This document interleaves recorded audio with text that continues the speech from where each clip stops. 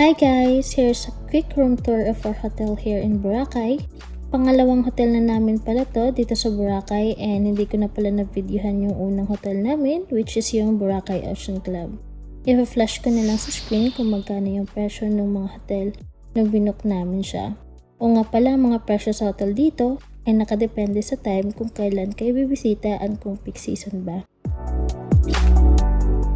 So far naman, itong Henan Palm Resort is worth the price, especially sa amenities, and 5 minutes walk lang siya sa D-Mall.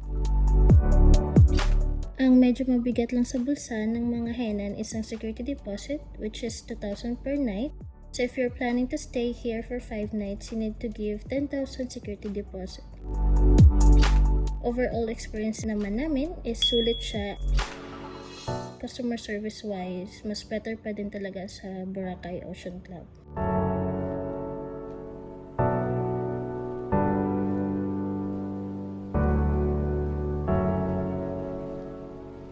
We stayed here sa Henan Palm Resort for 2 days with free breakfast.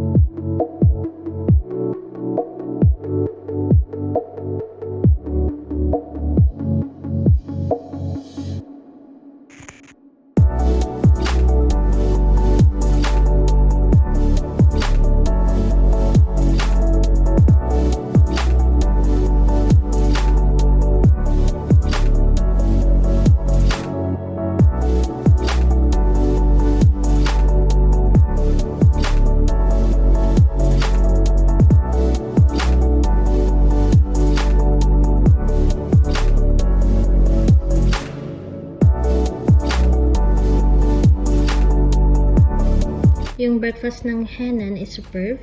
Maraming choices at hindi ka talaga magsisisi. Ang pinakagusto ko sa breakfast nila is yung fluffy egg scramble at yung bacon.